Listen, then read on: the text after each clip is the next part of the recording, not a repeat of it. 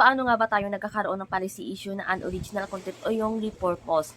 So, magkakaroon lamang tayo ng unoriginal content guys. Kung halimbawa ay kumuha lamang tayo ng video na galing sa ibang platform o yung may mga logo. Kahit sabihin natin sa atin yun, tapos merong logo, ay madidetect pa rin yan ni Meta na unoriginal content. Or kung wala naman kayong ginagawang ganyan, maaaring nakuha nyo iyon sa pamamagitan ng repurpose. So, ano nga ba yung repurpose guys? So, ang repurpose, ito yung video natin na ni-reuse natin or yung video natin na na-duplicate natin i-upload. So, para mawala ang ganyang issue, kailangan natin burahin ang video na na-duplicate natin at itira lamang natin yung video na original. Pag na-delete nyo na, pwede na kayong magpa-review kay Meta. Nang sa ganun ay sa pag-review niya, ay makita niyang malinis na ang ating account. So, kung paano magpa-review ng account guys, ito panoorin niyo ang video nito. Hello guys, so ayan, dito tayo ngayon sa aking profile. Tapos punta tayo sa ating dashboard. Hanapin mo yung profile recommendation. Tapos click mo yung monetization. Okay, so ayan, i-screenshot ko yung policy issue ko na unoriginal content.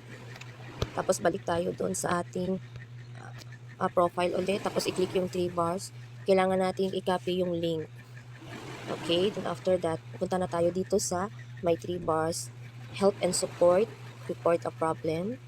Continue to report a problem. Include in a report. So, ayan. Dahil profile yung gamit ko, so i-click natin yung profile.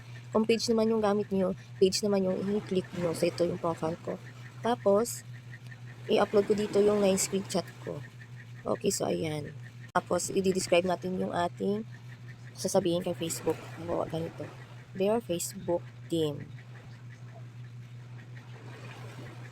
I have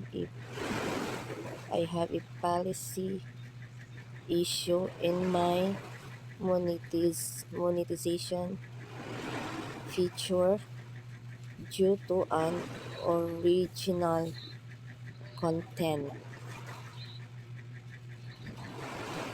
I have all deleted the videos that are not mine. Kindly recheck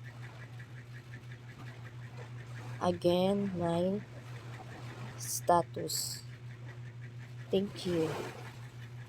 Tapos, ipipaste natin yung ating Facebook link. Okay, so after mo na malagay yung ganyang pa-review guys, i-click natin itong may arrow sa taas. Okay, so ganyan lamang guys yung pag-report. So ganyan lamang magpa-review guys. Sana ay nasundan nyo ang video nito. Follow for more tips and tutorial. Thank you.